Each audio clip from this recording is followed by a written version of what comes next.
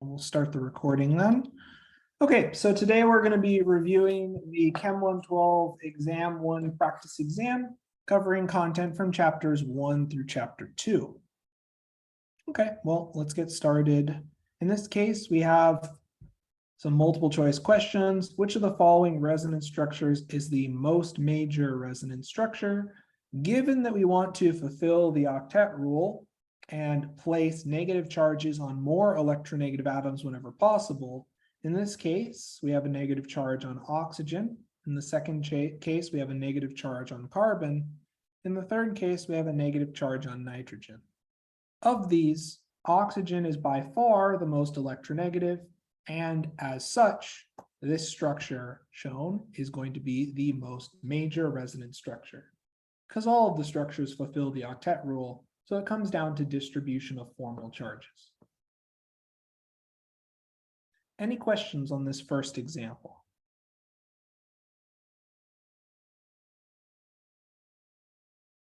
Okay.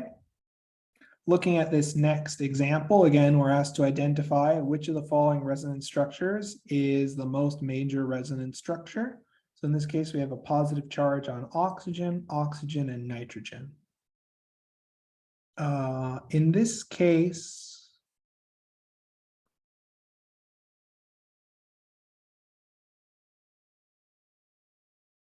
this should be a lone pair. This should be a lone pair here.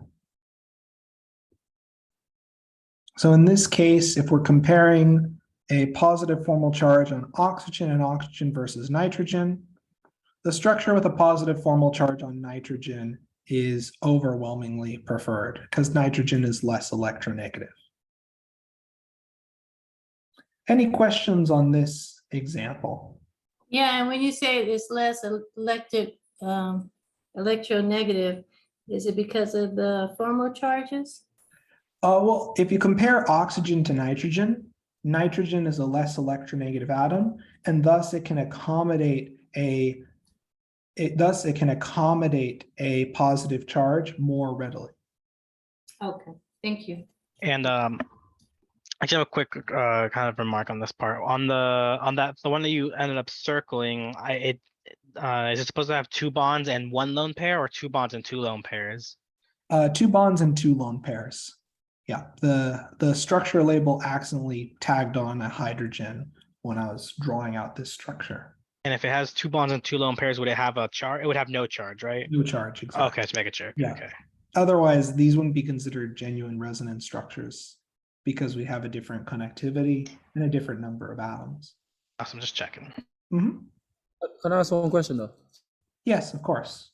What's the difference between question 1 and question 2? The one at the most electronegative. Why question 2 we're looking at the least electronegative? Because in the first case, we're looking at a negative formal charge. Well, in the second case, we're looking at a positive formal charge. Generally, the most electronegative atom can best accommodate negative formal charges, while the least electronegative atoms are generally the most capable of accommodating a positive formal charge. Did that answer your question? Yes. Okay, perfect.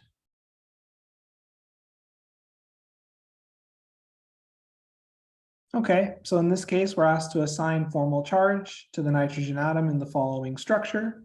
In this case, calculating formal charge, we take the group number minus the number of bonds plus the number of lone pair electrons, and that in turn gives us a formal charge of +1.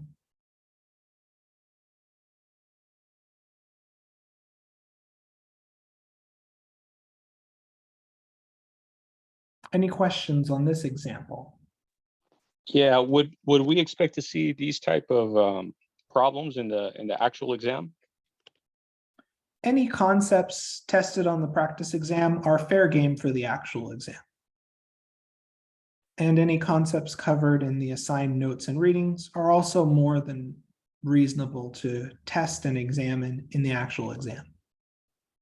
Did that answer your question? Yeah, it did. Could I got a little bit of a follow-up. So on the last problem, you circled the major resonance structure, right? That third structure right there. correct. The other two are not suitable to be major because of the positive charge on the oxygen. Correct. Is And that right? because oxygen is more electronegative than nitrogen, it's less capable of accommodating a positive formal charge. Does that make sense? Okay, so yeah, so then the third would be the most, in a way, it's the most stable, the most likely. The most favorable, the largest contributor to the actual structure. Okay, Does that all make right, sense? that's not, yeah, that answered my question. Thank you very much. Appreciate it. Perfect, perfect. Any follow-up questions based on this example that we've covered?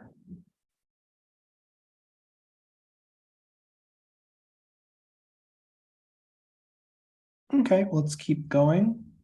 So in this case, we're asked to assign the formal charge to the oxygen atom in the following structure. So in this case, for the formal charge of oxygen, we take the group number minus the number of bonds plus the number of lone pair electrons, and that gives us a formal charge of -1. Any questions on this example?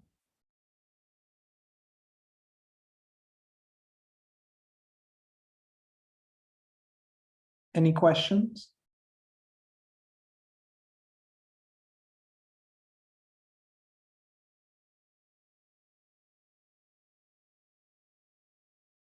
No.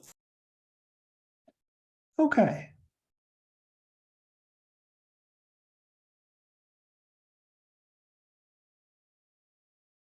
So let's look at this case. In this case, we're asked to identify the structure that contains an alcohol of the form ROH.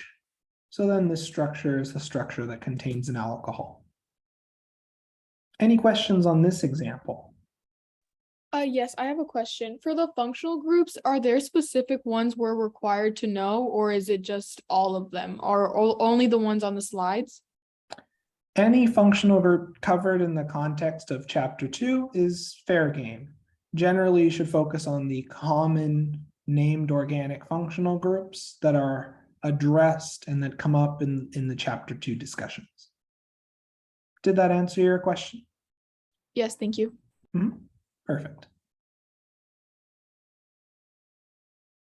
Okay, so now we're asked to circle the structure that is a constitutional isomer of structure A. So we have to have the same formula, but a different connectivity. First, calculating degree of unsaturation. We have one ring, so we have a degree of unsaturation of 1.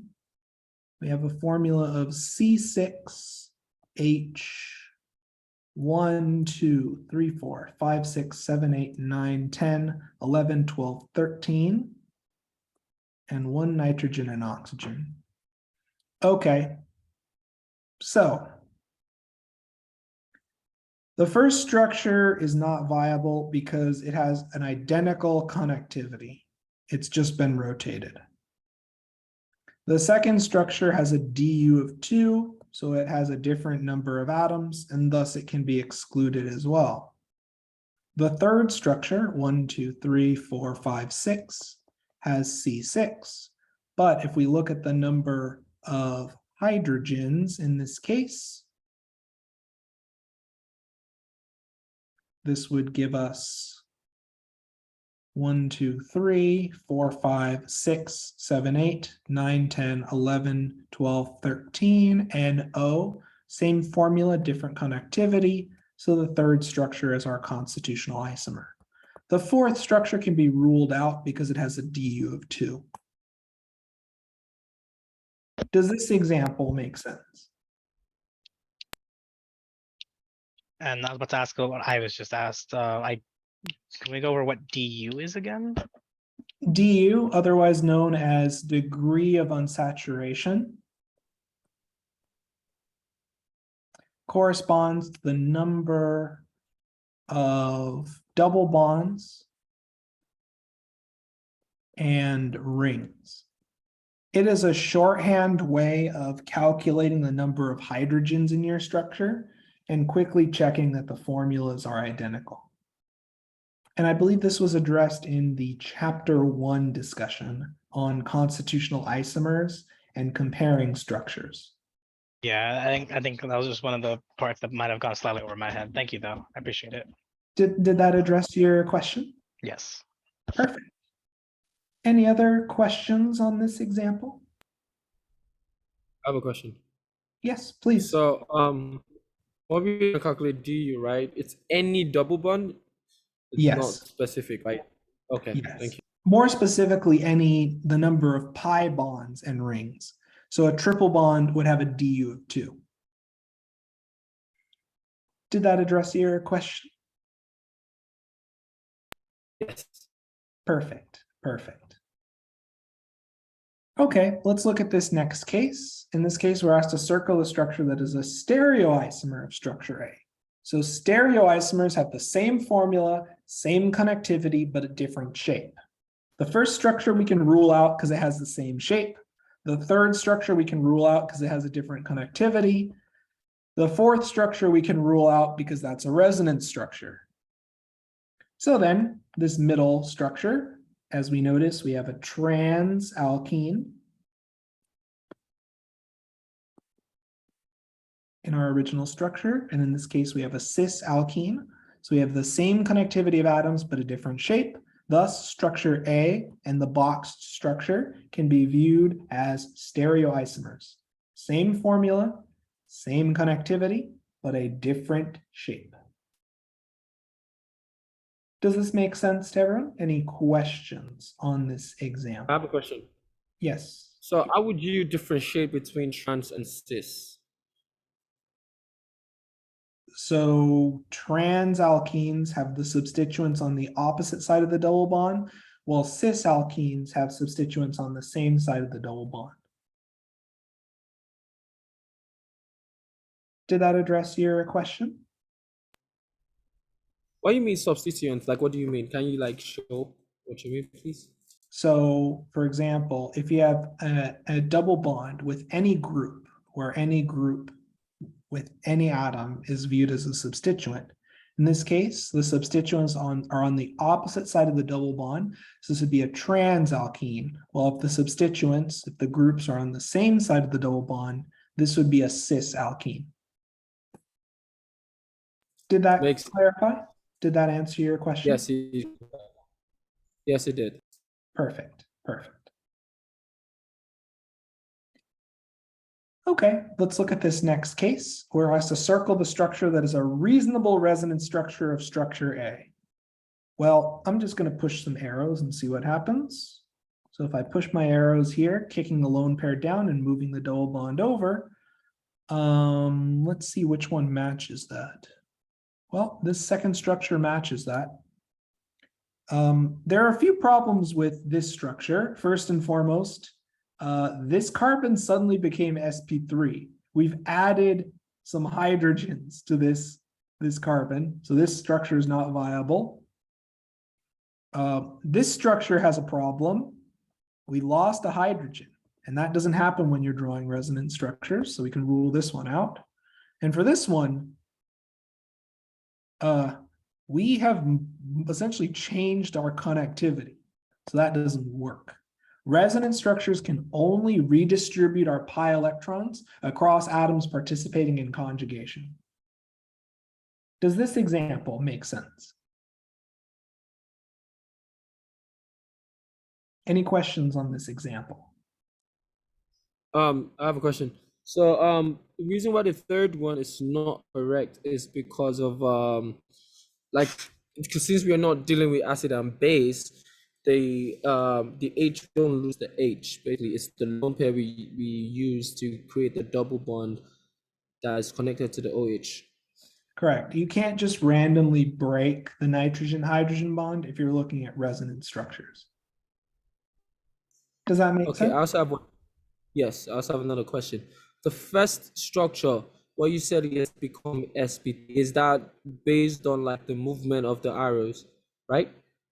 Well, you can just look and see that this carbon here has suddenly picked up another carbon-hydrogen bond. And because resonance structures, we're not making or breaking sigma bonds, this first structure cannot be a resonance structure. Does that make sense? Is that what? No, it's very what you're saying because I can't really see it for itself. So when we're drawing resonance structures, we clearly cannot make or break sigma bonds or single bonds, right? But if we compare structure A to this first structure, we see that this carbon that we've labeled has 2 carbon-hydrogen bonds, while in structure A, it only has 1. So because there's a different connectivity of atoms, these 2 structures, by definition, cannot be resonance structures. Makes Does sense. that Thank make you. sense? Oh, and Professor, sorry, let's not cut you off. On the 4th example, you said that one wasn't a resonance structure because it's essentially the same as the first one. Oh, because the connectivity is different. Do you see how the nitrogen and oxygen have been switched? Oh, so yeah, if they were, if you were to do a different resonance on it, it would be the NH2 that would now gain the yeah. Does that make sense? Yeah. Perfect. Oh yeah, I see it. Perfect. Any other questions on this example? Okay. So in this case, we're asked to draw arrows to show how the resonance structure is obtained from structure A. So in this case, we'll kick the lone pair down, form our new double bond, and that in turn generates the following resonance structure.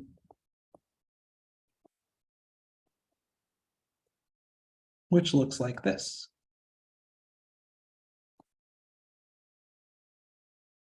Any questions on this example?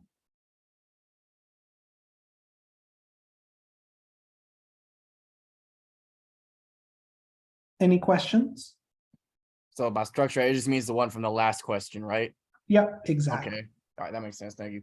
Mhm.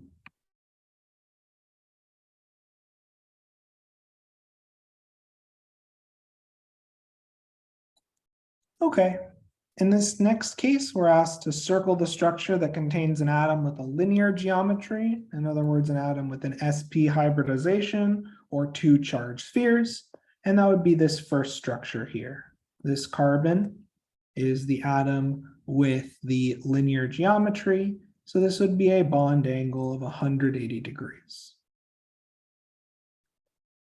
Does this example make sense?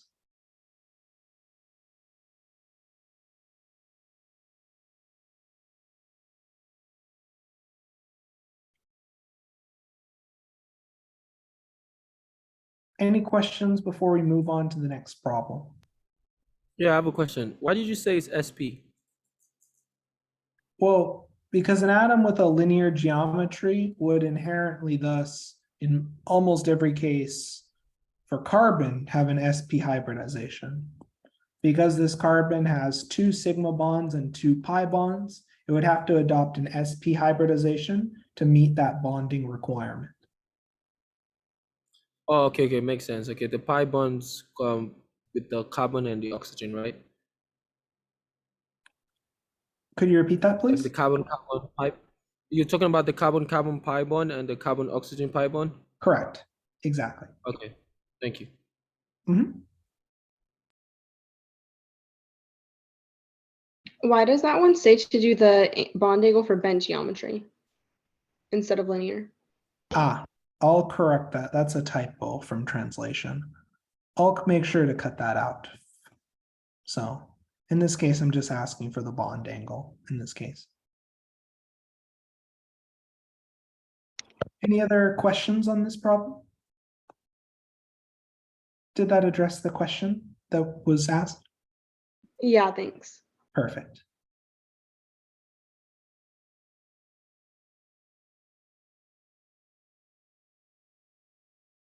Okay, let's keep going. In this case, we're now asked to identify which of the following structures contains an sp2 hybridized atom. That would be this planar carbon. Carbocations are generally sp2 hybridized. And from here, we're asked to identify the central atoms that contain an sp2 hybridized atom and write the bond angles around each central atom. So in this case, these bond angles would be 120 degrees for an sp2 hybridization.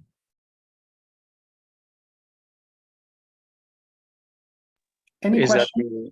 Yes. yeah, sorry, is that the only structure with SP2? Yes, It kind of looked like a multiple, like there might be multiple correct answers. In this case, there is actually only one correct answer for this problem. Okay. In the other cases, the first one, it's sp3. The second one, they're sp. And the third one, this nitrogen is sp. But Did that, answer- but yeah. that carbon in the middle for the nitrogen one, you wouldn't consider that one sp2? In this case, the carbon on the triple bond In the middle, in the where right there. right here. Yeah. Yeah. Well, it has a hydrogen bonded to it implicitly. Oh, that's Because where there are 4 groups, it would be sp3. oh yeah, definitely only one sp2 then. Okay, thank you. Did that answer your question? Yes, thank you. Perfect.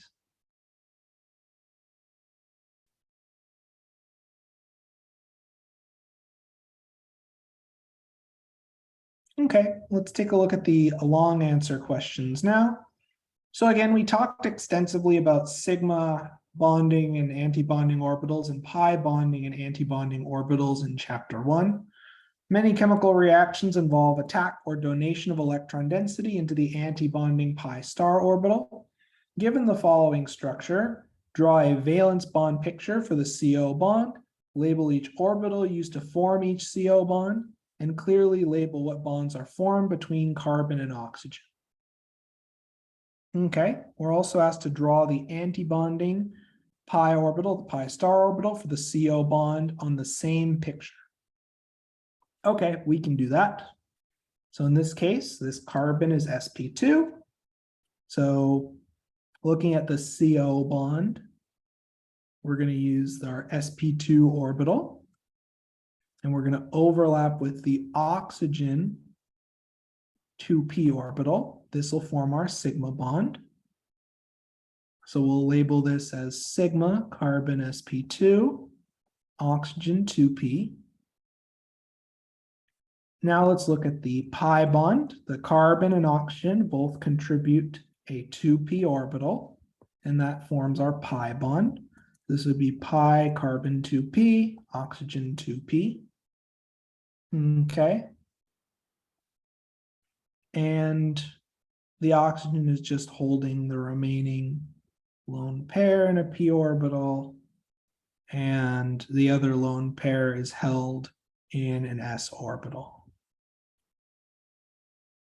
Okay, now let's draw the pi star, which sits opposite to the bond axis. And the pi star looks something like this. It's at an angle about 107 degrees roughly from the double bond axis.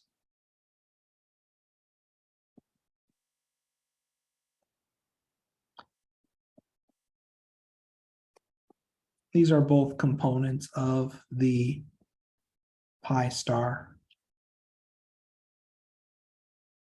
In this case, comparing the bonding and anti-bonding molecular orbitals, the pi bonding molecular orbital sits along the bond axis.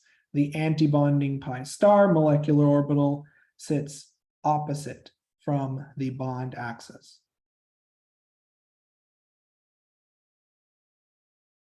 Any questions on this example?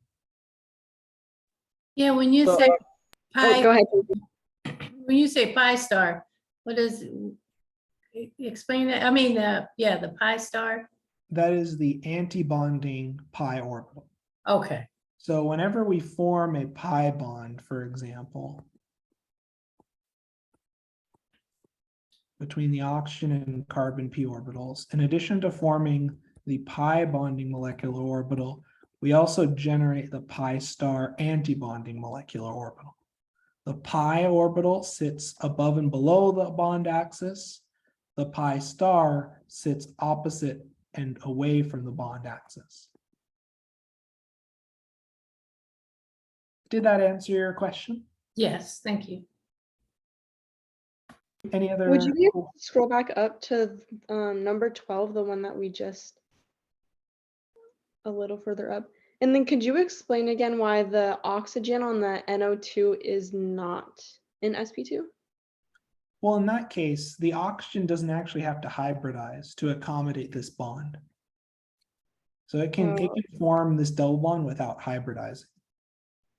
Oh, the question like if the question had just asked an sp2 orbital, then would we write that as sp2? Like, is the reason it's not because it's asking for a hybridized atom? In either case, that oxygen doesn't need to hybridize to form the double bond. Oh, okay. Does that make sense? Yeah, thanks. Because the oxygen, if you look at the MO diagram, or well, not even looking at the MO diagram, if you just look at the atomic orbital diagram, you'll see that it has two available half-filled p orbitals to form a single bond and a double bond without hybridizing. So there's there's no energetic reason why. In fact, you get a mild benefit, you could say, from hybridizing, but in most cases the oxygen is functionally non-hybridized because you pay a little bit of a penalty in terms of the lone pair electron energy, to the point where if you calculate it out, essentially this oxygen will much rather not hybridize and just form the bonds using its available p orbitals. Okay, that makes sense. So anything that's not hybridized will not be labeled with any of the sp, sp2, sp3? Correct. Okay. Because it doesn't have to use hybrid orbitals to form the bonds. It can just use its atomic orbitals. Oh, okay. Thank you. Did that address your question? Yeah, thanks. So in this case, because the question asks for a valence bond picture, your response will just be what I've shown on the left. I'm just showing an MO diagram just to help answer the student question. But yes, unless I explicitly ask for a molecular orbital diagram, you don't have to draw what's on the right. This is a valence bond picture, and this is a molecular orbital diagram. Generally, for more complicated molecules, as you've noticed, we focus more on the valence bond pictures because the molecular orbital diagrams become quite complex to calculate and explain accurately. The valence bond picture is just a shorthand rather than drawing out an MO diagram. Did that answer your question, and does that distinction make sense?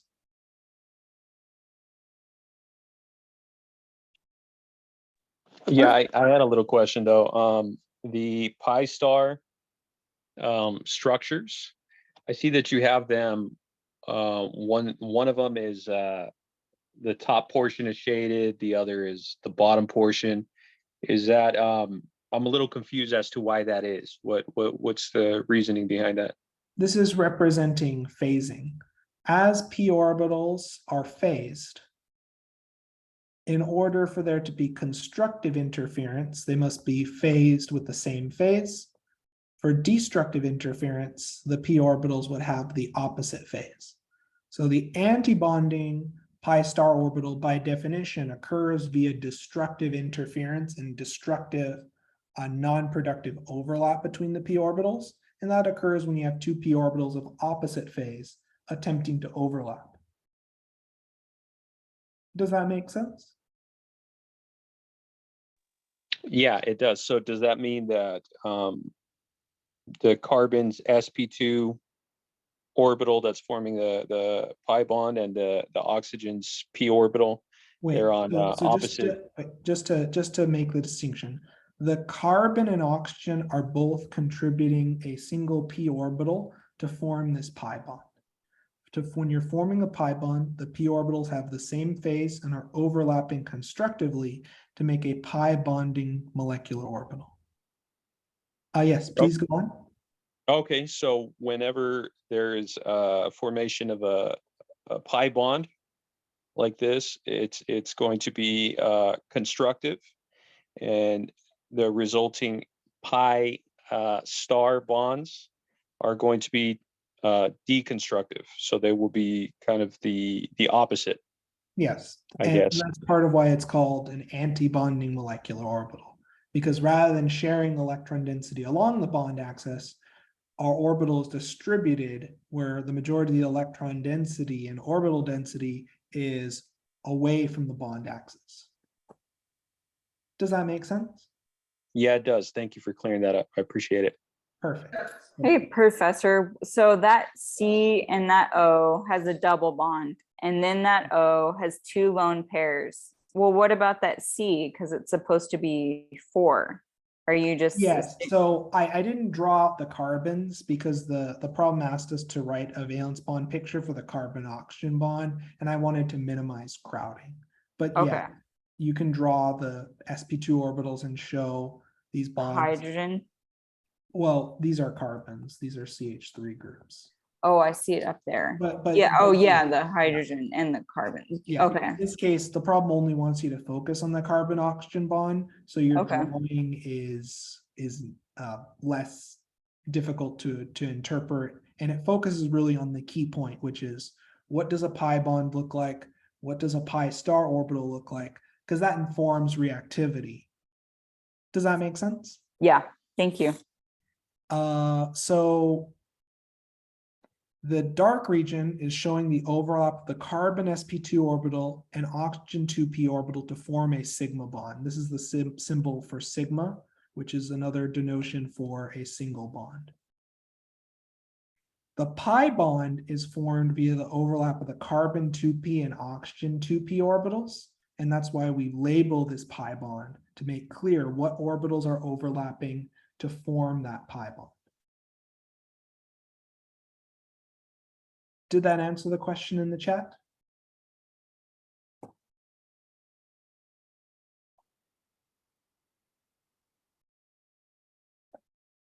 Any questions on this example?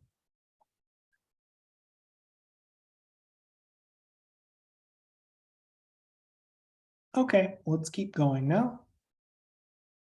This is the second part.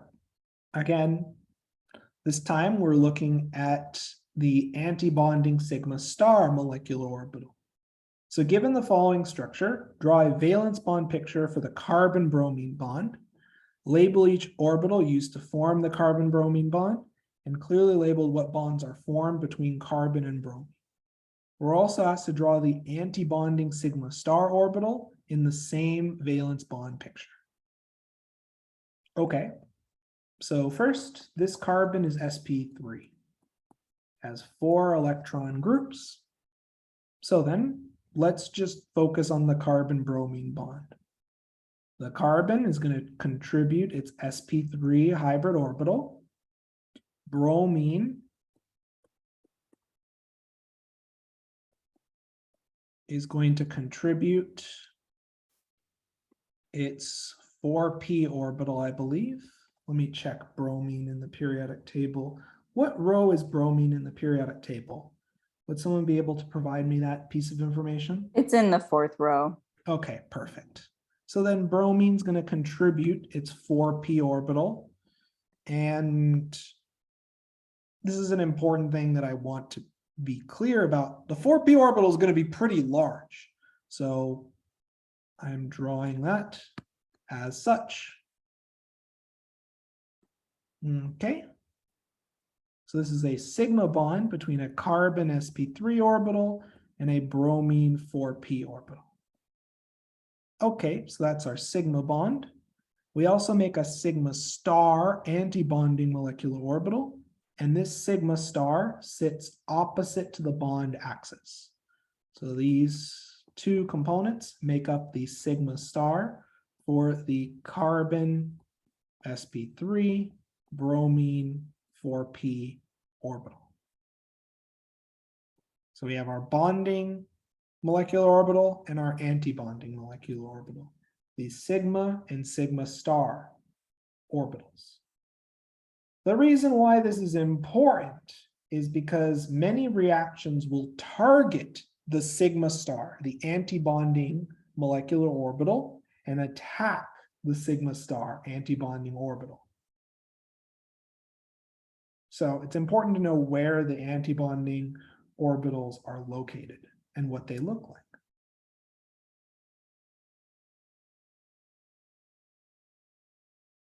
Any questions? Yeah, I had a little question. I noticed the anti-bonding sigma orbital of bromine is, you drew it much smaller than the sigma, or I'm sorry, the 4p orbital. Is that intentional? You don't have to worry about scale. You can draw it further out. You don't have to worry about scaling the antibonding molecular orbital, as that's slightly beyond the scope of introductory organic. You just need to note the correct location and what it looks like, that it sits behind the bond axis and looks like a sigma bond. The reason why I drew the bromine 4p orbital to scale is just to highlight the fact that this bond is longer than usual because bromine is using a larger orbital to form that bond. Did that answer your question?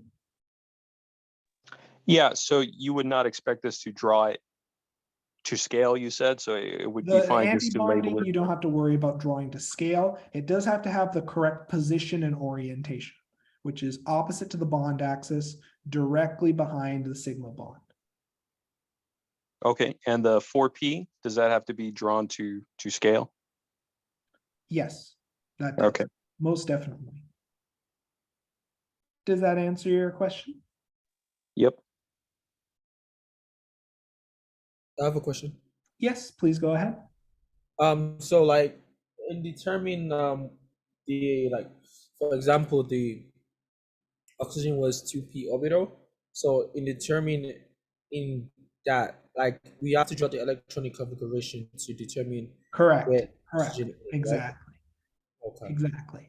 That is where for example, in this question, if this was a 5-point question, this is where one of those points are allocated. Just making sure students are recognizing specifically what orbital is used for bonding. Does that make sense? Yeah. Perfect. Well, I have another question. Why Yeah, is of course. carbon not 2p in this case? Because if we're forming a sigma bond, this carbon is sp3, so it doesn't have a p orbital available. And the reason why it adopts an sp3 hybridization is it needs to form these 4 single bonds, and it needs an sp3 hybridization to have the correct orbital energy and orientation to accommodate that bonding pattern. Okay. What about, so why is because the bromine is also sp3, right? The bromine is unhybridized. Oh, okay. Did Okay. that answer your question? Yes. Perfect. Any other questions on this example? If I drew out those 2 hydrogens, like the actual sp3 on the carbon, would that be wrong? It wouldn't be wrong, but it would make your orbital drawing very crowded. I would just Okay. focus on exactly what's being asked in the question. So Okay. that way your orbital diagram has the least amount of additional information possible. Really Okay. just focus on exactly what's being asked, just so that way it's visually clear what you're drawing and I can clearly identify each criteria that I requested from you. Does that Okay. make sense? Yeah, thank you.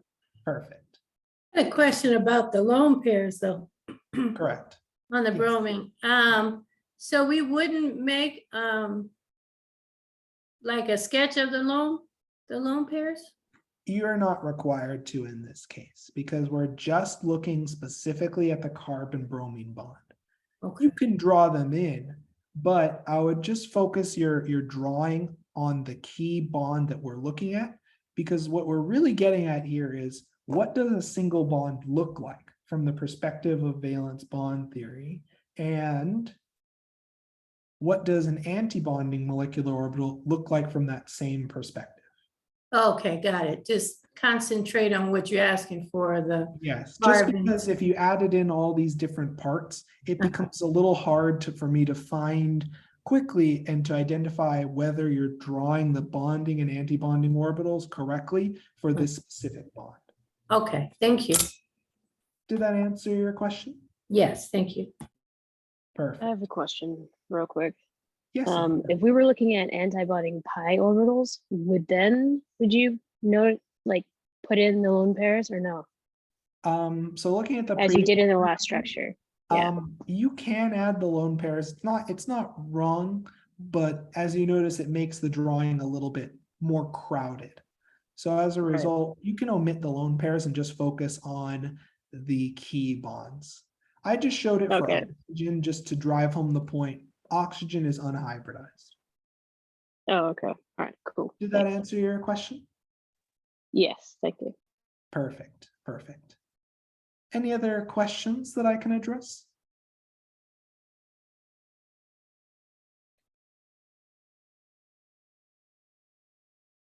Okay, let's keep going then.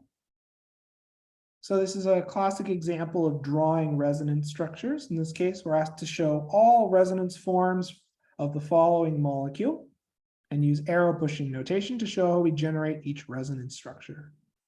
Okay, so I'm just going to start kicking the lone pair down the chain.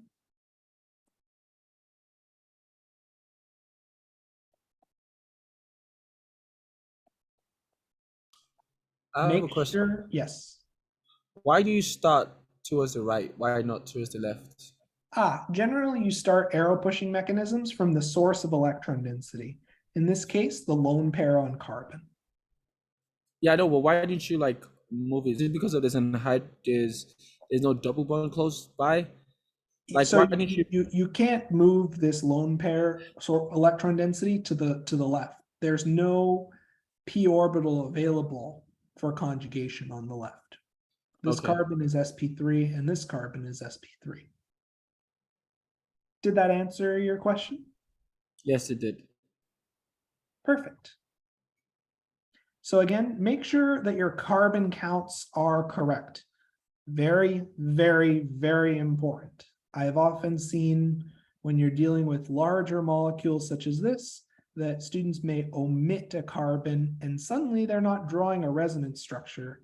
They're drawing something else, which may be a constitutional isomer or maybe an entirely different molecule. Okay, so we're continuing to push our lone pair down the chain and into this aromatic ring. Okay, we'll continue to push our lone pair across the ring.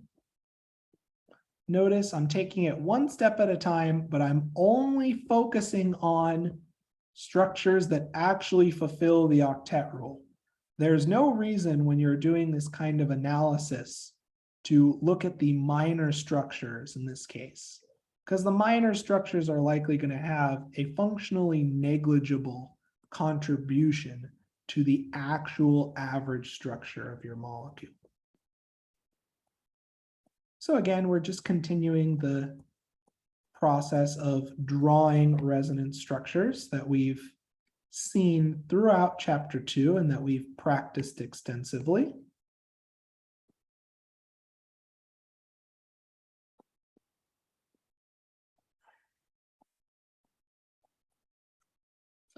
And it's important to be thorough. We're still missing a resonance structure, and we will draw that at this time. So now that we've accounted for all possible structures that are resonance structures that have fulfilled the octet rule, we are ready to now move on and start doing some analysis. Okay. Well, we'll put all these structures in brackets because they are, in fact, resonance structures. So let's do that just to comply with that formalism. Okay. Now place a box around the resonance forms that are the largest contributing structures. Well, I'm going to go straight for the structure that places a negative charge on oxygen, and I'm going to circle that. So this is our major. This is our most major resonance structure by far. Because remember, if you have to pick, placing negative charges on more electronegative atoms is preferred when drawing resonance structures.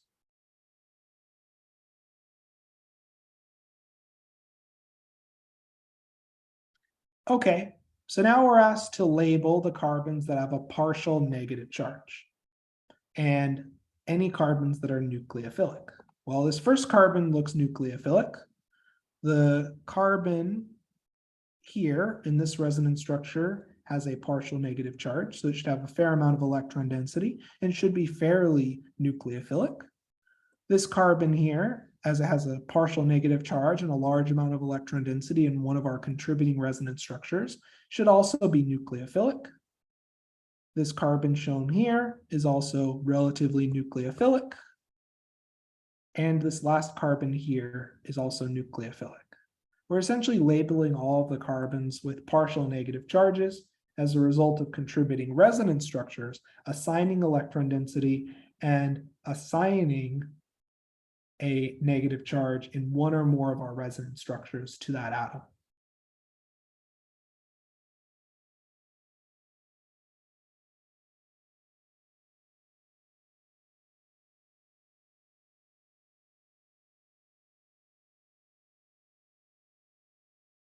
Any questions on this example? For the one closest to the oxygen, can you just dot which carbon that is exactly that's nucleophilic? Because I can't really tell if it's It would be this one right here. Okay, that's what I figured. Thank you. Did that answer your question? Yeah, thank you. Perfect, perfect. And Professor, can you just scroll down a little bit so we can have all the diagrams shown? Sure. Thank you.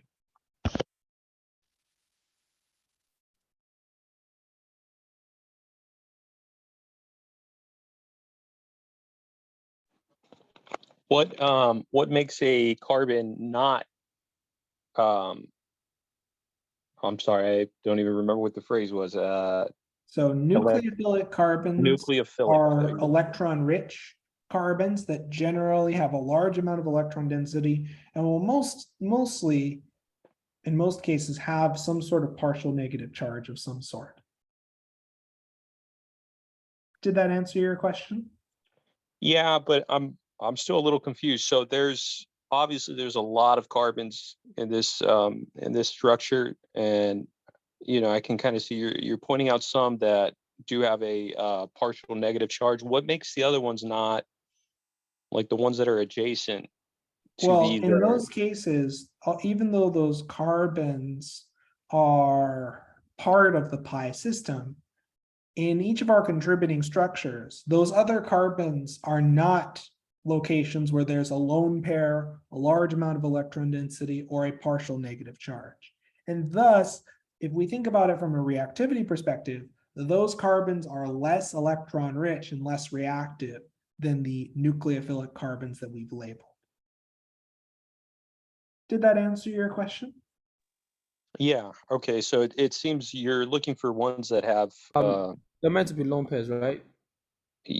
Yes. Yeah, the ones with lone pairs. That is the main case that we've seen so far in this class. We'll see some additional examples of nucleophilic atoms later on, but yes, this is the main case that we see. Generally, if there's a lone pair on that atom in one or more major resonance structures, then that tells us that that atom is relatively electron rich and is likely going to be nucleophilic.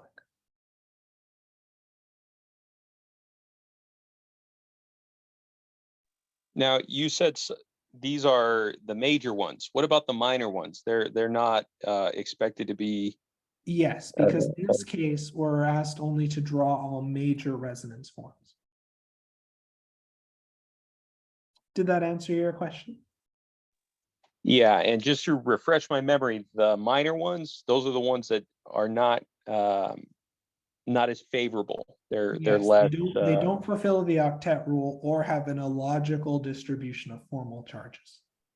Okay, they're kind of like an in between two major structures, I would imagine. You can think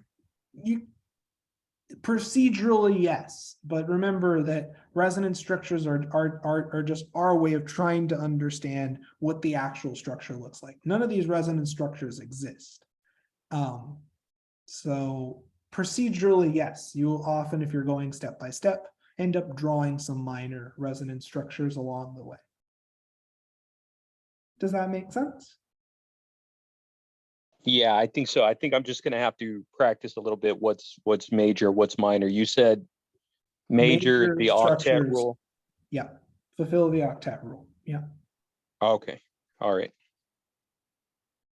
How do you know if you've got all the major resonance structures? How do you know when to stop? Well, you have to look and make sure that there aren't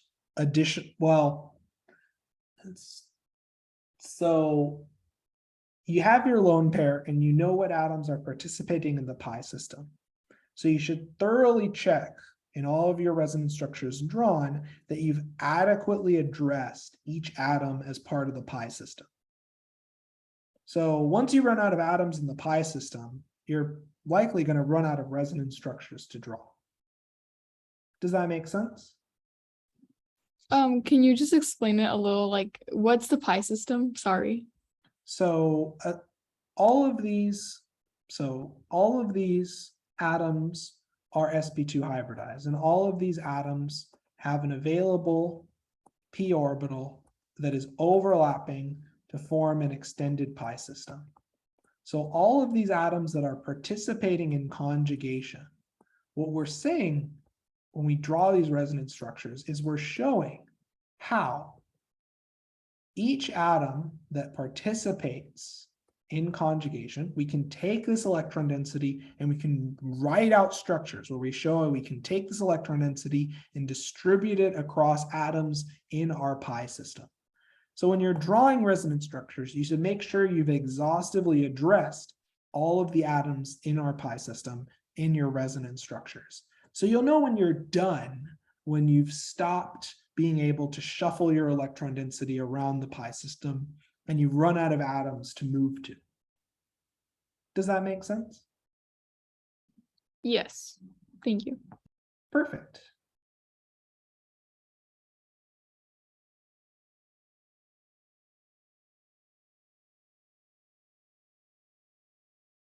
Any other questions on this example?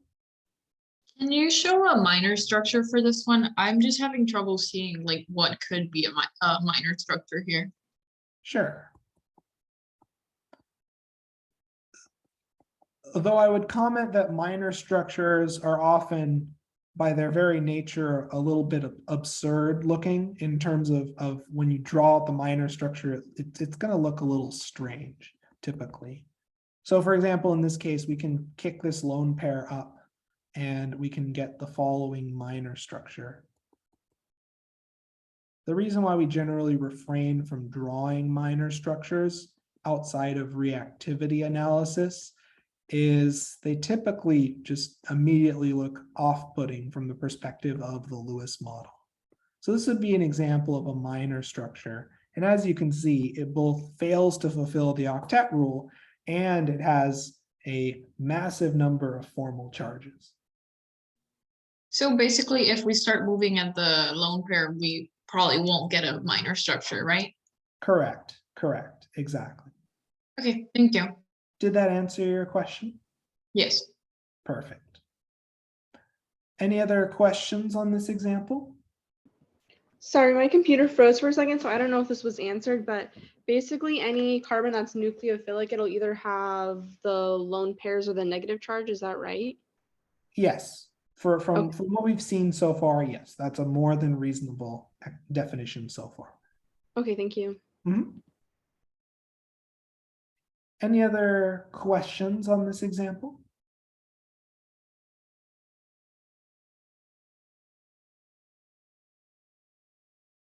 Okay, let's look at the next case. In this case, we're asked to circle and name each functional group. So we'll just get started with that. This is an ether. This is a ketone. This is an arene. This is a cycloalkane. This is an amine. This is an epoxide. And this entire collection of atoms is an ester. And this is an alkyne. So these are This is a pretty good compilation of common functional groups that you should be familiar with. Any questions? So in terms of like for the notes for the exam, I would imagine just simply like writing down these like things is kind of like steps past that point of allowed. You're welcome to note and have a table of functional groups. That's more than okay. Though I would recommend being able to utilize and recognize and distinguish between functional groups, as that's a really important skill. Recognizing that this is a ketone and not an aldehyde, for example, requires you to look closely at the actual structure. So you're welcome to write in some common functional groups. That's more than okay. Okay. Professor, what's that one in the middle? I can't read what it's called. Oh, this is an epoxide. Oh, yeah, epoxide. Okay. Mhm. Thank you. I have a question. Yes, please go ahead. What's the difference between a ketone and aldehyde? Because every time seeing like the periodic table, or not the functional group table, it's Well, an always ketone aldehyde and aldehyde. has an R group and a hydrogen, while a ketone has two alkyl groups. Okay, thank you. Did that address the questions in the chat? And questions asked verbally? Any follow-up questions? Is the R supposed to be CH3 or just any carbon? R can be any carbon-based group. Thank you. Perfect. Any other questions I can address?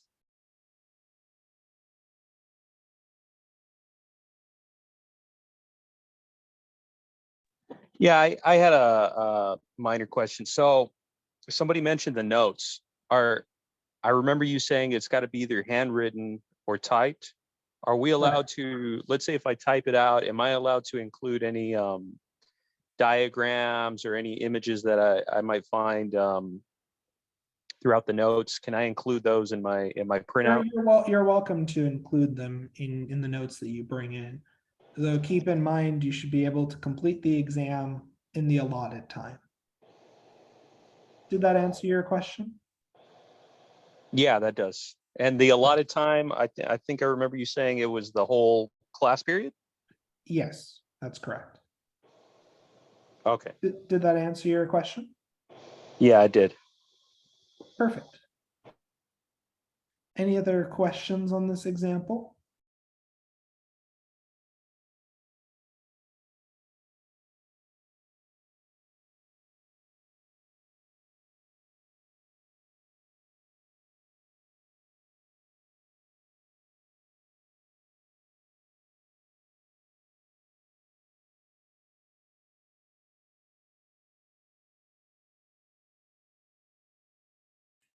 I think we should move on. So in this case, we're next asked to label all sp2 and sp hybridized atoms. We'll use the following label convention, where the dark star will be sp2. So we have the following atoms as sp2 hybridized. The ketone carbon is also sp2. The ester carbon is sp2. This oxygen is sp2 via resonance effects. And in terms of our sp hybridized atoms, those are the two alkyne carbons. So how many sp2 hybridized atoms are present? 1, 2, 3, 4, 5, 6, 7, 8, 9.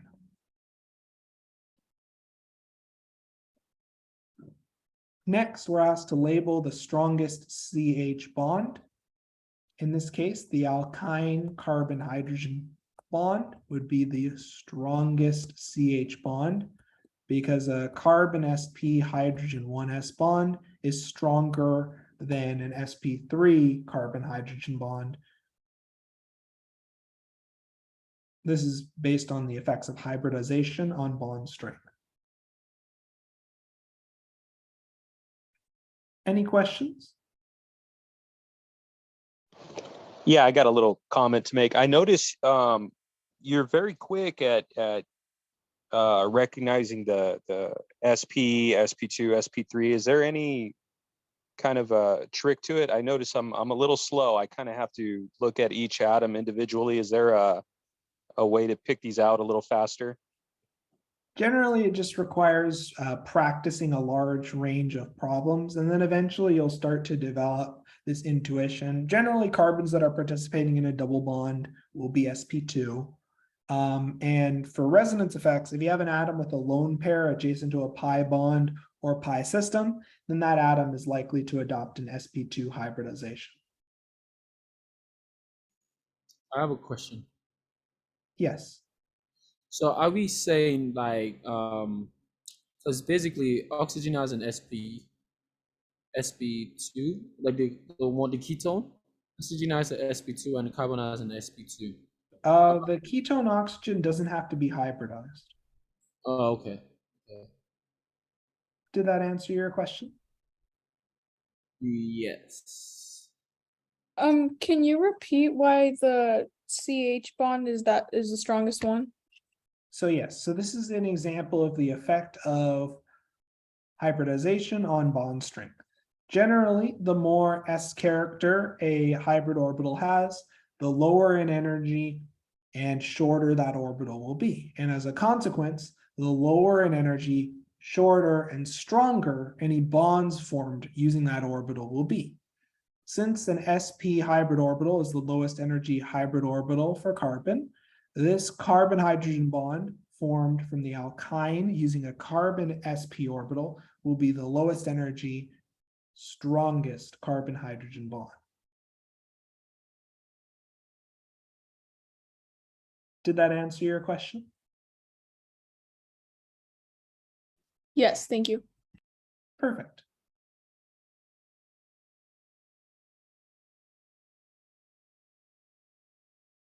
Have you answered E? We're going to answer that in a moment. So Okay. we've labeled the strongest carbon-hydrogen bond, and let's circle the bond that's been drawn with an incorrect bond angle. One moment. So in this case, this bond has been drawn with an incorrect bond angle. This bond angle should be listed as 180 degrees. Alkynes have bond angles of 180 degrees, and thus this bond angle has been drawn incorrectly.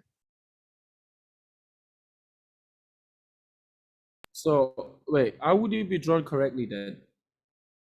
So to reflect the 180 degree bond angle, you draw the alkyne like so, with this bond angle of 180 degrees. Did that answer your question? Yes.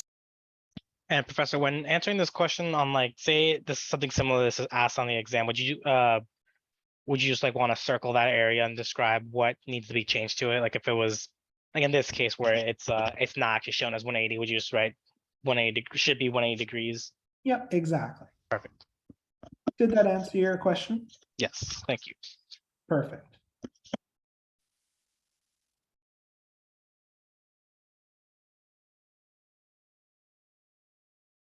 Okay, so let's look at the next example. This is another case of drawing resonance structures. So we're asked to show all major resonance forms of the following molecule and use arrow pushing notation to show the movement of electrons to generate each resonance structure. We're also asked to place a box around the resonance forms that are the largest contributing structures. In other words, the most major structures. Okay, so then let's get started on that. So in this case, we can move this double bond over.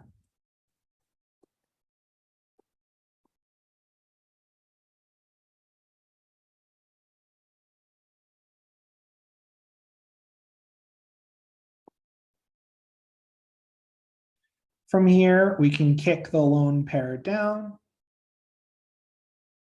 and generate a what I would consider relatively major resonance structure.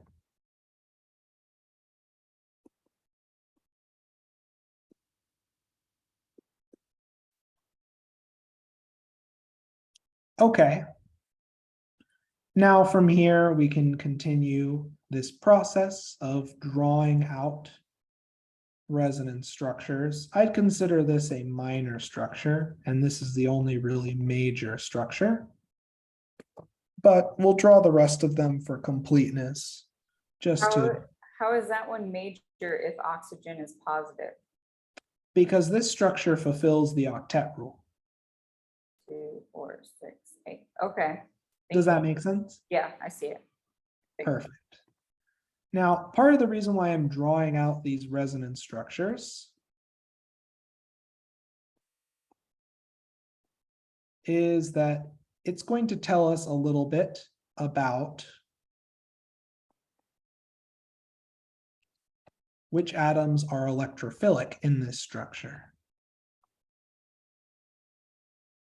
There's also a pretty funny quirk about this molecule. Does anyone have a pretty interesting comment about this molecule that you'd like to share? Why am I sort of talking that this molecule has a pretty interesting quirk? Why am I even drawing out these minor structures? What is special about this molecule? We mentioned this idea in the lecture, the 6 electron rule, if that sounds familiar. So this is a rare case where these cations are more stable than usual, in part because this structure is an aromatic carbocation. Just a mild piece of trivia. So we finished drawing out the resonance structures, and I've labeled and put a box around the most major structure, because this one actually fulfills the octet rule. So now let's go through and let's label the carbons that are electrophilic, that have a partial positive charge. Well, this first carbon set certainly does. The carbon next to oxygen certainly does. This carbon here certainly does, based on one of our resonance structures.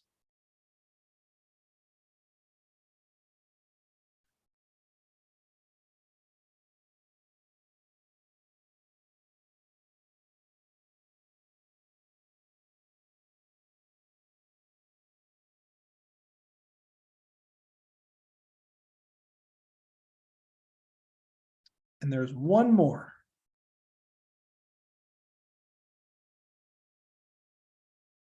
Someone had a question, 7 sides.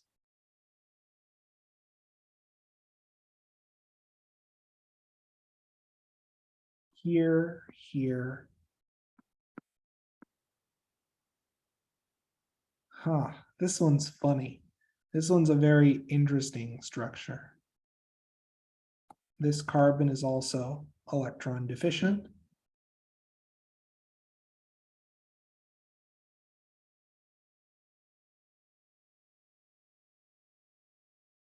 Let's see. Let's just make sure we didn't lose track here.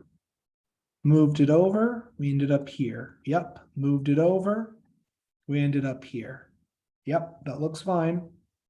Moved it over, we ended up here. Yep. Oh man, this is a cool structure. This one's actually pretty interesting. We can actually draw even more resonance structures for this molecule. So we can move this double bond over.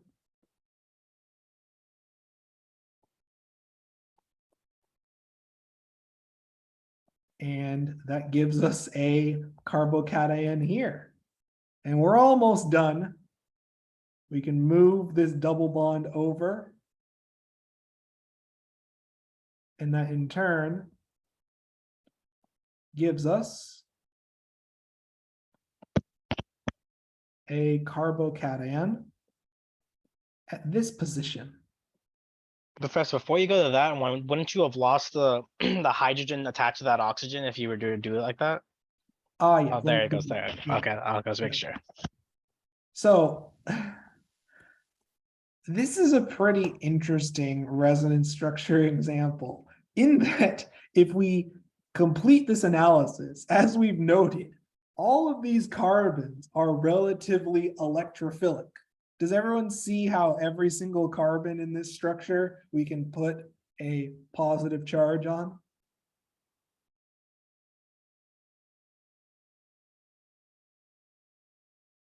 So this is part of why I like this example, as it really makes sure that students are thorough in drawing their resonance structures. Because there are 7 viable structures. And they're all unique for that matter. Did we miss one? Did we miss one? We did. We did. We have one more to include. And this is why these structures are so interesting, because they really just allow you to draw a ton of resonance structures, and all of them are viable. Okay, perfect. I mean, in terms of the arrow pushing mechanics, the arrow pushing is not anything more difficult than the previous example. The only thing that this problem is particularly tricky about is you just have to make sure to draw all the contributing resonance structures. And as you see, all of these carbons are electrophilic, some more than others, but nonetheless, all of these carbons are relatively electrophilic. Did this example make sense to everyone?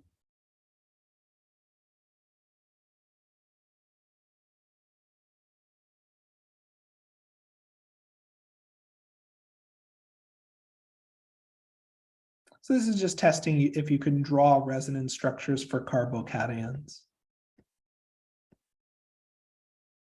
Okay, we're now dealing with a constitutional isomer problem. So given the following formula and structure, so C6H9, 1, 2, 3, 4, 5, 6, 7, 8, 9, NO2, draw a constitutional isomer with a stronger CO bond that has no formal charges.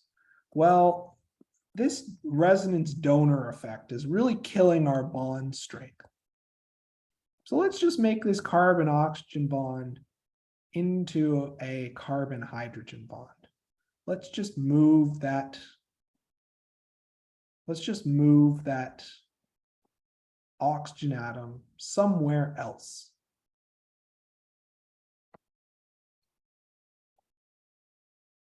Here we go. So we went from a DU of 3 to a structure with a DU of 3. 1, 2, 3, 4, 5, 6, C6, H1, 2, 3, 4, 5, 6, 7, 8, 9, H9, NO2. So the following structure would be a reasonable constitutional isomer with a stronger CO bond. And most importantly, this structure has 0 formal charges. Did that make sense? Wait, I have a question. Yes. Which the CO bond at the top, right? That's what we're looking at. Yes. And well, why is it still double bond when you move the arrow to the Oh, because I'm just showing you here that this adjacent oxygen is weakening the carbon-oxygen double bond. Did that make sense? Oh, so I'm confused. So what did you do to the oxygen then? We just redrew a constitutional isomer where we moved the oxygen away. So rather than having a carboxylic acid, we have an aldehyde. And this constitutional isomer in turn would have a stronger carbon-oxygen double bond. Okay. Did that answer your question? Yes, it did. So why do you have 2 structures? Are they not the same? They are. I just redrew it for clarity. Okay. Any other questions? If we drew it with the so the oxygen that you moved the lone pair from to create. Well, I guess you didn't. So this is just demonstrating why we need to draw a constitutional isomer that doesn't have a carboxylic acid. Oh, okay, So okay. this is just showing why this carbon-oxygen bond is weaker than usual. And by getting Oh, rid of this resonance donor, we have a structure with a stronger carbon-oxygen bond. okay. Does Oh, that okay. make sense? Yeah, thank you. Perfect. Any So other questions? if I were to draw that with the oxygen in the same place, but not a double bond on the oxygen, would that be wrong? Yes, because that would have a weaker carbon-oxygen bond than the original structure. Oh, I'm talking about the oxygen that's moved to the right side. You know, if Oh. how originally it was just a. Then it wouldn't be a constitutional isomer because it has a different degree of unsaturation and a different formula. Okay, let me make sure I get this right. 3, 1, 2. Okay, yeah, I see. Thank Did you. that answer your question? Yeah, I see it. Thank you. Perfect, perfect. Okay, let's look at the next case. We're asked to draw a reasonable constitutional isomer that has a negative and positive formal charge in the same structure. Well, there are a few ways to answer this. The first way would be to have a structure with a carboxylic acid and an amine. If you've read ahead in chapter 2, you know that these kind of amino acid-like structures exist as zwitterions. Alternatively, you can take a more direct approach and just draw a nitro group. Both are common, viable approaches that we've learned about previous. 1, 2, 3, 4. 1, 2, 3, 4, 5, 6. And now we just add in our double bonds. Perfect. So these are both two viable options to answer this question. Any questions on this problem?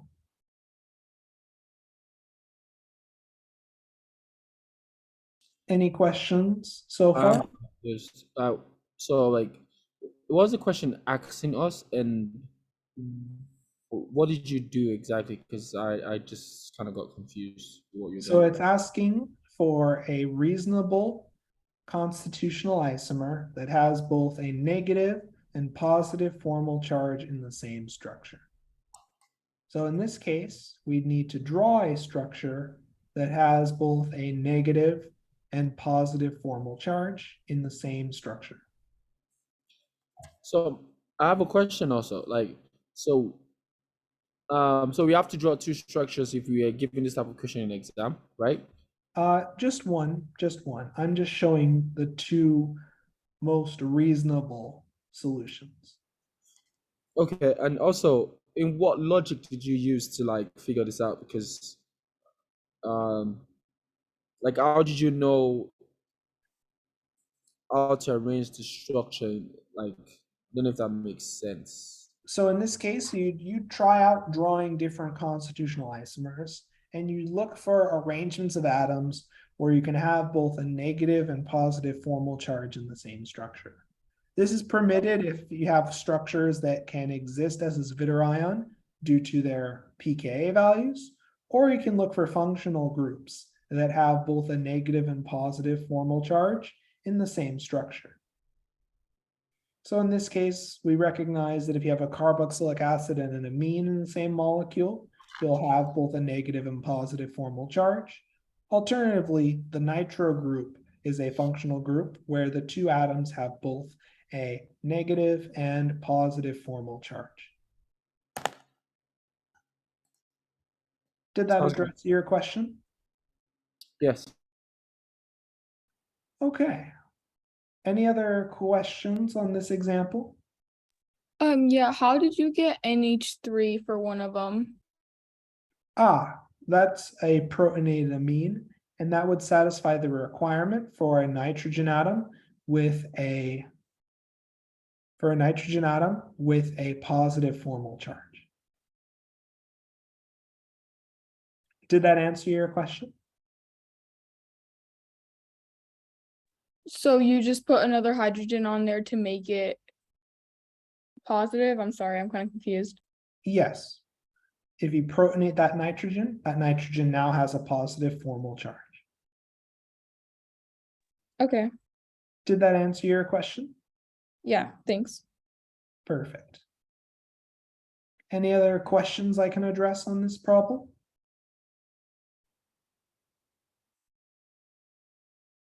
Okay, let's keep moving on then. Now we're Wait, asked to draw. question, please. Yes. So did you take the hydrogen from the oxygen to the left?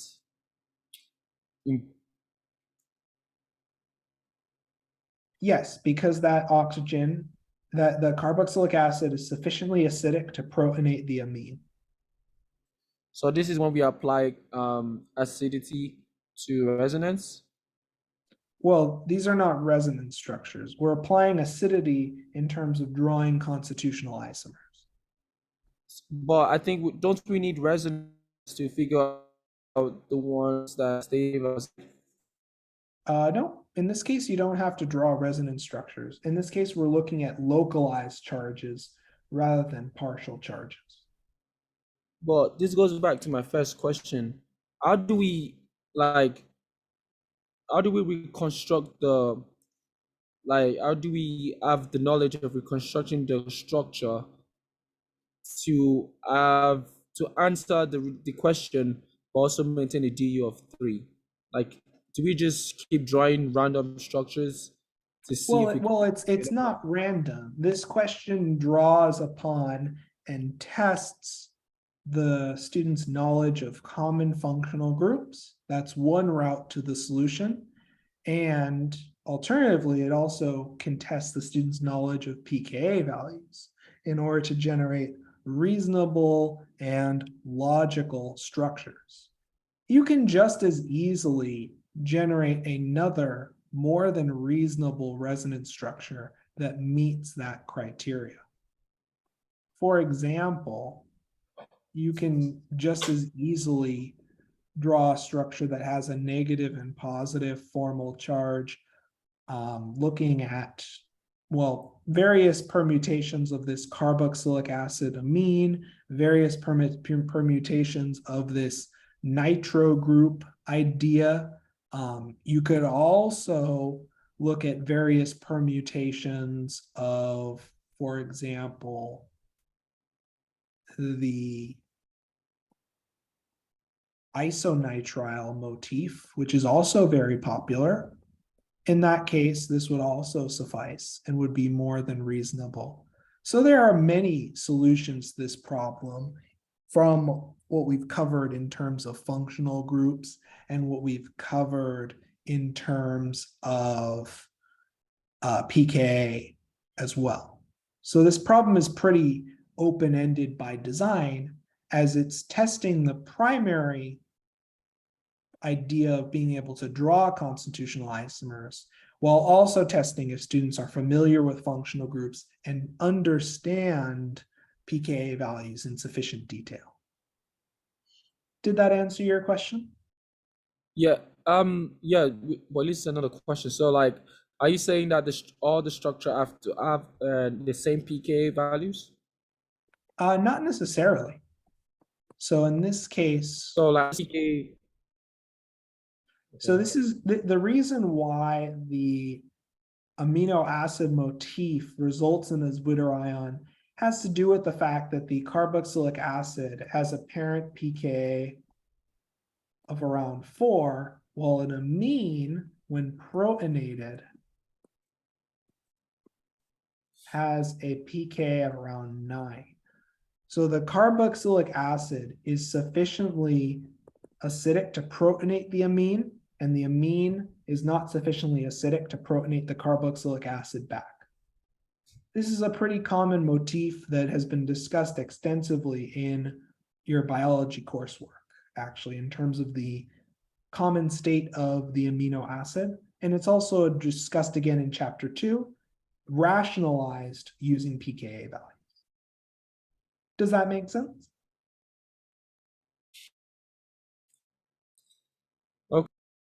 Did that answer your question? Somewhat. Is there a follow-up question I can address based on that? Not at the moment. Okay, and of course, if you have a follow-up question, don't hesitate to bring it forward, and I'd be happy to provide further input and clarification.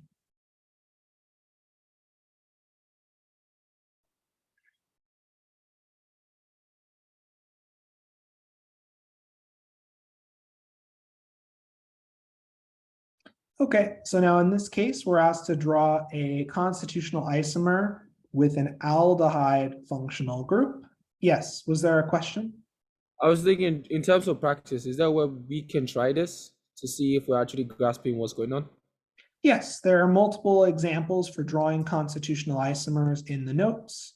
I believe there's also homework on recognizing constitutional isomers. And there are also multiple practice exams that have similar problems of this nature. And the keys have already been posted for those problems. Okay. The homework is set for multiple attempts to answer the question in the chat. To answer the question on partial credit, well, the response has to meet the criteria stated. So it has to be a constitutional isomer that has both a negative and positive formal charge. In this case, there's not a ton of flexibility for this question in terms of partial credit because it requires an unambiguous response, and the error tolerance for this question is somewhat low. It's compensated based on the fact that there are multiple viable answers for this question. So in that sense, any of these viable answers will be accepted. Any other questions? Yeah, I had a little bit of a question. I was asking if we're able to redo homework quizzes Yes, they're set for multiple attempts. even after the due date. Like, can I go back and do old ones? That way I can keep practicing, because a Yes, lot of this of course. stuff, it seems like practice is going to be the what determines if I'm good at this or not. Yeah, exactly. A lot of this is developing intuition through practicing a large range of examples, both provided and generated by the instructor and also found in your book as well. Did that answer your question? Yeah, I guess if I go back and practice these concepts in the quizzes, would that give me a pretty good grasp? I mean, I guess I just want to be prepared for these type of problems. I want to make sure I'm practicing the concepts. I would recommend practicing as many different problems of this type as possible then, working on the questions from the practice exam, homework, and quizzes.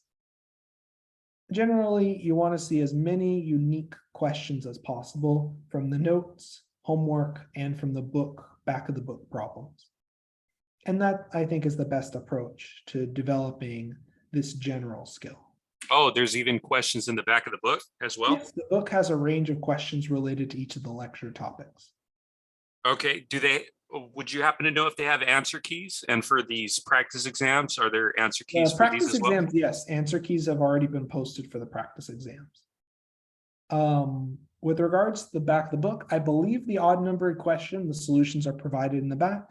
And there are also solution guides available in the library. I would check the reserves to make sure they're actually present. Did that answer your question? Yeah, that did. Thank you. Thank you for the information. Perfect. So in this case, we're now asked to draw a constitutional isomer containing an aldehyde. Okay, 1, 2, 3, 4, 5, 6. 6 carbons. An aldehyde is a carbon-oxygen double bond that has an R group and a hydrogen. And now we just have to flank it with the remaining groups. So in this case, we'll add our 2 double bonds. And, well, we can add our amine. And we can add our, let's make this structure interesting. And let's just make this a ketone. There we go. This is one of the probably 100 possible solutions The quizzes, you can continue attempting them as much as you like. There's no late penalty applied. Canvas may mark it late, but the score is still counted as normal for the quizzes. Did that answer the question in the chat? Perfect. So, any questions on drawing constitutional isomers? So basically an advice could be draw what the question is asking for, which is an aldehyde, and from there you just manipulate the making sure you a D of and having the same like amount of like atoms in there, right? Yeah, that's one way to look at it. Yeah, and that's a more than reasonable approach. Focus on what the question is asking for, and then ensure that the formula matches the original formula. Sounds good. Perfect. Any other questions on this example?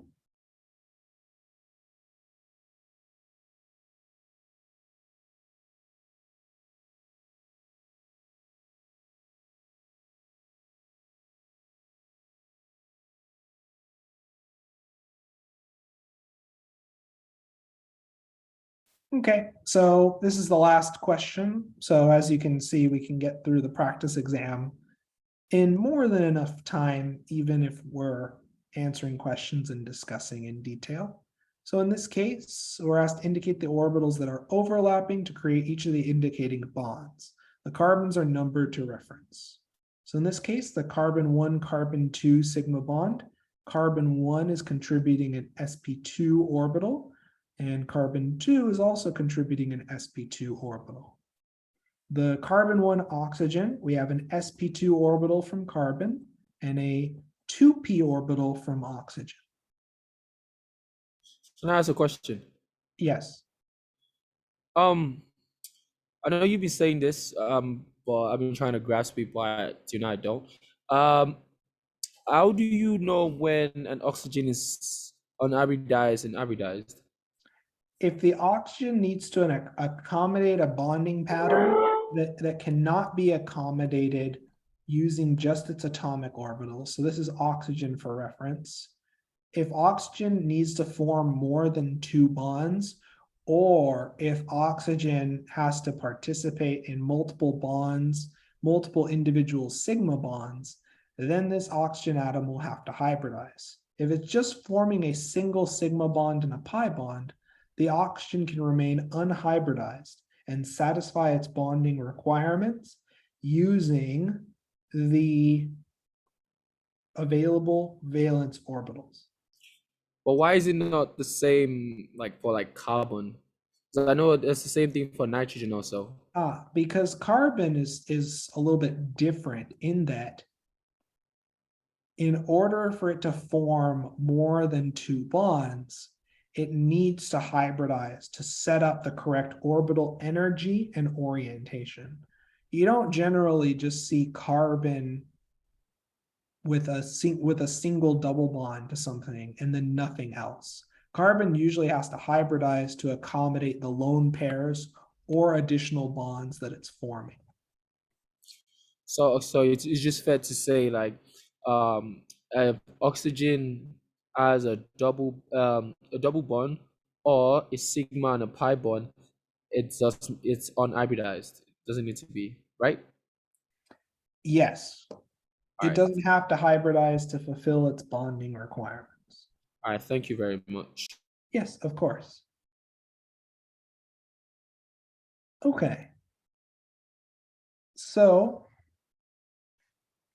next we're looking at the carbon 1 hydrogen sigma bond. Carbon 1's contributing an sp2 orbital and hydrogen contributes a 1s orbital. The carbon 2 carbon 3 pi bond is formed by a 2p orbital from carbon 2 and a 2p orbital from carbon 3. The carbon 3 carbon 4 sigma bond is formed from an sp orbital from this is a typo. This should be carbon 3 carbon 4. we're using an sp2 from carbon 3 and an sp orbital from carbon 4. Finally, the carbon 5, carbon 6 sigma bond is formed from an sp orbital from carbon 5 and an sp3 orbital from carbon 6. Finally, the carbon 6, carbon 7 sigma bond is formed from the overlap of multiple sp3 orbitals, 2 to be exact. I have a question. Yes.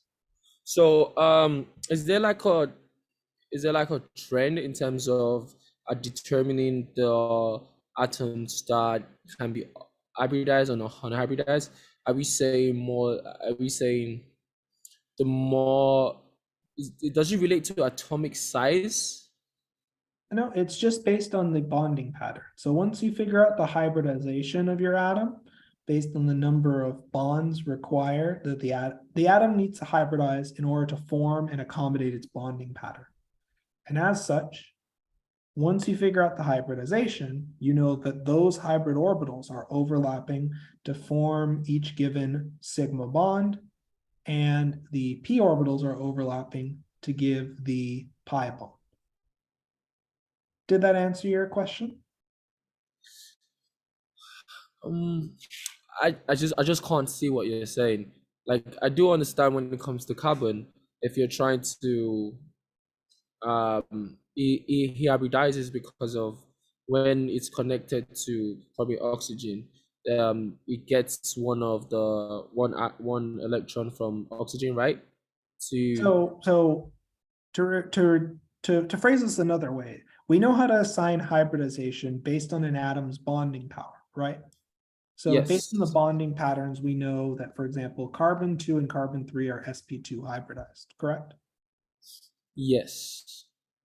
So then from there, once you assign the hybridization, you know that for any given bond, the sigma bonds are formed from the overlap of hybrid orbitals, while the pi bonds are formed from the overlap of p orbitals. Okay. Did that address your question? Somewhat. Is there a follow-up question I can address based on that? Not at the moment. I have a question. Sure, please go ahead. For C5, C6, how do you know that if it's SP? Because this carbon is participating in a triple bond. So this carbon has 1, 2 sigma bonds and 2 pi bonds, and thus requires an sp hybridization. Oh, okay, thank you. Of course. Any other? Yes. Yeah, I have a question. So for the carbon 2 and the carbon 3, it's we did 2p because it's asking for the pi bond, but is there also a sigma bond there? There is, but that's not requested for in this question. Okay, and then that would be the same case for the I think it's 4 and 5, yes. yeah, 4 and 5, but we didn't ask for that, so Yeah. but it does have a pi bond, right? Yes, correct. Okay. Has 2, in fact. Okay, awesome. Did that answer your question? Yes, and also just to reiterate, you said that pi bonds are overlap of p orbitals, and then sigma is that overlap of the sp orbitals? Hybrid orbitals or atomic orbitals, depending on the atom. Generally, it's going to be hybrid orbitals for carbon. Okay, thank you. Professor, say it did ask for the the orbitals of the pi bond for 4 and 5. What would that look like? What would that come It up would be under? carbon 2p and carbon 2p. It'd be 2p's for both. Okay. Yep, exactly. Any other questions that I can address? Yeah, can you explain one more time why C2 and C3 is 2p? Because it's a pi bond, and pi bonds are formed from the overlap of p orbitals. Did that answer your question? Yeah. Perfect. So, Pastor, if this is the last question, I just missed the answer for question number 5. I don't know if you were able to scroll, and then I'll screenshot it. That was the only thing I missed. Oh no, number 5, question 5, not long answer, short answer, the short answer. Oh, okay. The very beginning. Sorry, I forgot. No worries, no worries. 5. Oh, all right. Thank you. And is course. that the end of the test? Yes, that is. Okay. Are there any questions, any other Thank you. questions that I can address?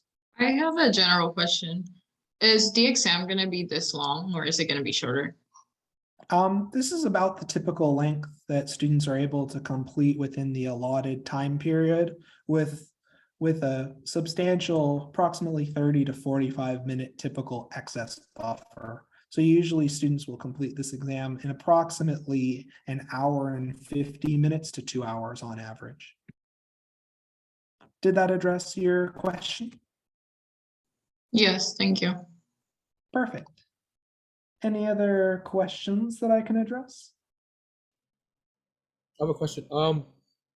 So in terms of all the practice exams, is this the one that we should put our main focus on, or we should still focus on everything else? Yes, though I would still recommend looking over the other practice exams because they provide alternative questions covering the same concept. Because That what I've answer your- noticed is sorry? Yes, please go ahead. Because I've noticed most of the practice exam are about similar concept, except the last few questions. Because for example, this one we did, I don't think it's in the other practice exams. Well, in the previous practice exams, you would draw a full valence bond diagram. This tests the same concept in less time, so I found this to be a more efficient inclusion in this updated practice exam. Okay, thank you very much. So again, to really reiterate on this point, the practice exams are all focusing on the same concepts that have been presented in the lectures and addressed in the homework. The questions may be a little bit different, but it's important to understand the concepts so you can approach the question. Did that clarify? Yeah. Perfect. Any other questions that I can help address? In terms of the exam itself, are we going to be able to write directly on it, or will we have to bring our own paper and write? Oh, you'll be able to write directly on the exam. Okay, awesome. Thank you. You should bring any notes that you wish to bring to the exam, of course, just to make sure you have those any materials you want to bring to the exam included. And remember, they have to be hard copy, as no digital devices are permitted. What if it's one of these printed out practice exams? Sure, as long as it's a hard copy, you're welcome to bring any materials over. Sweet, for sure. Did that answer your question? Yes, sir. Perfect, perfect. Any other questions I can address before we archive this recording? Yes. I noticed oh, sorry. Go ahead. I noticed there's not any acid base examples in this practice exam. So should we? We'll be saving those for the next exam. Okay. There's already a fair amount of foundational concept I could test from chapter 1 and 2. So we'll save the acid-base chemistry, which is a little bit more like trivia in many cases, for the later exam. Okay, thank you. Does that address your question? Yes. Any other questions that I can address before we archive this recording? Yes, Professor. Would you be able to provide this answer key through an announcement? In this case, the recording will be archived and posted, but I don't think it would be particularly instructive nor productive to provide the hard copy answer key. I find the act of generating your own notes is invaluable to retaining the content, and that's part of why we had this live session so students can take notes. And you're welcome to rewatch this recording at a later time when preparing your written notes if you'd prefer to include content presented. Though due to some limitations related to how the files export, I can't provide a full export of what we've drawn today due to both Canvas limitations and some other limitations with this particular file. Did that address your question? Yes, thank you. Perfect. Any other questions that I can address? And for the Tuesday, Thursday section, you'll see this recording posted tomorrow. It takes a while to process. So once it gets processed with the captions, I'll be able to post it into that Canvas shell as an announcement. So this video that we prepared will be posted. Did that address the question? Any other questions that I can address before we archive this recording? Yeah, I have one more question, but it's not really that important. For the isomers, or is that are we to expect that much questions about them on the test? Because we went over them just briefly, and I was just wondering to make sure. So constitutional isomers and stereoisomers were discussed and presented in chapter 1, and they're also covered pretty heavily in general chemistry 1 and 2. That's chapter 1 is a bit of a review, and part of the reason why I'm testing on these concepts is just to make sure that content is established. We did devote a fair number of examples in the notes to recognizing and identifying constitutional and stereoisomers. Stereoisomers we'll see more of in chapter 4 when we start to see stereoisomers at tetrahedral centers. But yes, you can expect this amount of content coverage and weighting, as each question is designed to test the concepts and portions of the material that I find most important and foundational for later parts of the course. And that's also reflected in the fact that we do a fair number of examples on this concept in the chapter 1 lecture notes and recordings. Did that address your question? Yes, thank you. Perfect, perfect. Any other questions that I can help address? So what we'll do is we'll archive this recording.